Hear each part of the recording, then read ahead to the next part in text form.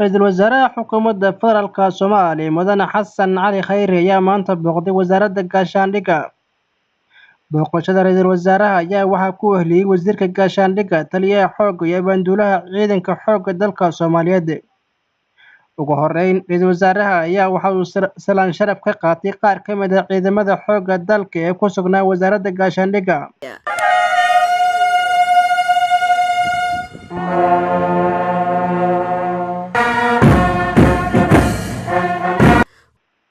Isagoo kormeeray xarunta wasaaradda gaashaandhigga. Kadib ayuu ra'iisul wasaaraha khudbad u jeediyay mas'uuliyiinta ciidanka wuxuuna faray in la dardar geliyo qorshaha dib u dhiska ciidanka iyo dib u xoreynta deegaanada ay dalka kaga sugan yihiin ururka Al-Shabaab. madax bannaan musuqmaasuq kala dambeyn leh aan lagu shaqayn dan gaar ah ama qolo gaar ah aanay ku shaqaysan kuwa wax leynaya iyo kuwa badbaadinaya waa inay kala dhaqan duwan yihiin haddii aad ku dhaqantaan dhaqanka kuwa wax leynaya oo kale waxaa la hubaa inaadan wax badbaadinaynina waa inaad kala duwanaataan kuwana waa in laga cararaa waa kuwa wax leynaya kuwana waa in lagu soo cararaa waa kuwa wax badbaadinaya idinkoo rabaa in Soomaaliya ay ka faa'iideysato fursadaheeda mustaqbalka oo dhinac sharafeed iyo dhinac kheyraadba idinkoo raba dadka Soomaaliyeed in karaamadooda la ilaaliyo iyo waxaa iska soo horjeeda taariikhda garab kala ka ah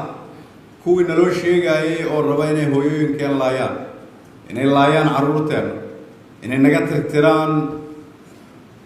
taariikhdan kuwaasoo iyagoo carruurta ay dhaleen u dirsaday iskoolle dibadda ku yaalla iyagoo aabbayaalaha aan isu soo qarxin ka shaqaysta inay lacag ka sameeyaan ummadda Soomaaliyeed inay baabi'iyaan calooshoodu shaqaystayaal ku qaraabta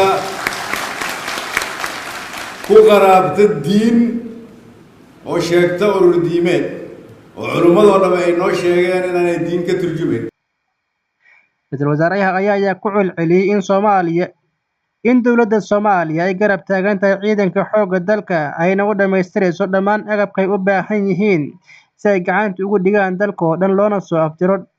dhibaatooyinka ay ka geystaan Al-Shabaab qaar ka mid ah dalkeena Soomaaliya. Ra'iisul wasaaraha ayaa sheegay in kooxaha argagixisada ay habeen ka sheegaan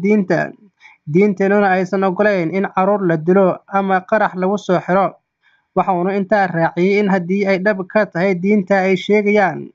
ay iyaga marka hore isqarxin lahaayeen ama carruurtooda ay u adeegsan lahaayeen qaraxyada. Ra'iisul wasaaraha ayaa ciidanka qaranka Soomaaliyeed ku ammaanay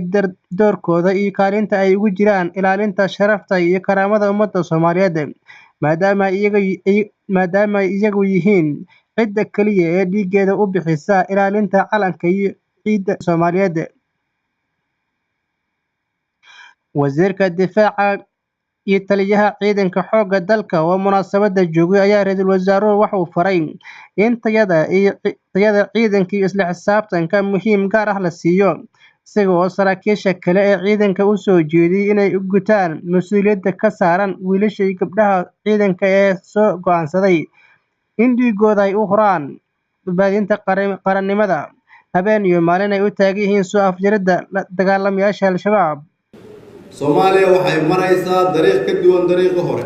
waxay u jeedaa iftiin ka duwan iftiinkii hore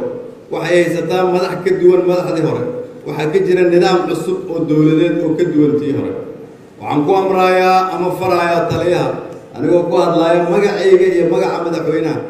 in laga dhabeeyo isla xisaabtankaas. Wasiirka gaashaandhigga Xasan Cali oo goobta ka hadlay ayaa sheegay inay diyaar u yihiin fulinta awaamiirta madaxda qaranka Soomaaliyeed. la socota go'aanadii adig iyo madaxweynaha Jamhuuriyadda Federaalka Soomaaliyeed oo ahaa in ciidamada xoogga dalka Soomaaliyeed la tayeeyo la dhiso loona diyaar garoobo sidii dalka loo xoreyn lahaa runtii loogu xoreyn lahaa cadowga Soomaaliyeed. Wadameyntiina taliyaha ciidanka xoogga dalka Soomaaliyeed Generaal Daahir Cilmi Dhaqarshe ayaa sheegay in qorshaha ciidanka xoogga dalka uu yahay in sanadkan soo socda ay isku furaan dhammaan wadooyinka xiran ee gobolada dalka Soomaaliya. isku sheegi mayno ciidanka dhaqaalaha dalka ka soo baxa 60% wax ka badan anagu nagu baxa waxaan dareemaynaa marka mudan ra'iisul wasaare in qaranka xilkii naga saaraa ee waajibaadkii aad gudateen waxaana naga go-an sanadkan 2019 inaan qabanno wax weyn oo aad iyo aad u ballaaran oo isku furno wadooyinka magaalada dalka Soomaaliya min Kismaayo ilaa iyo Gaalkacyo ilaa iyo Baydhabo ilaa Buurtaka. booqashada iyo dhiirigelinta ciidanka xoogga dalka ee madaxda sare ayaa aan ahayn kuwa intaasi kaliya ku kooban hase ahaatee dhowaanahan ay wadeen dardargelinta cusub ee ciidanka xoogga dalka soo socda iyadoo doorasho Soomaaliya la filayo inay dhacdo sanadka 2020 ka hor la doonayo in ciidamada ammaanka Soomaaliya ay dalka la wareegaan guud ahaanba taasi oo la qorsheeyay ciidamada midowga Afrika isaga baxaan shalay ay ahayd markii 1600 oo askar ama boolis ay ku soo beereen ciidanka xoogga dalka Soomaaliyeed iyadoo maantana ay ciidamada xoogga dalka Soomaaliyeed la wareegaan goobo hor leh kuwaasi oo horey ugu sugnaay ururka Al-Shabaab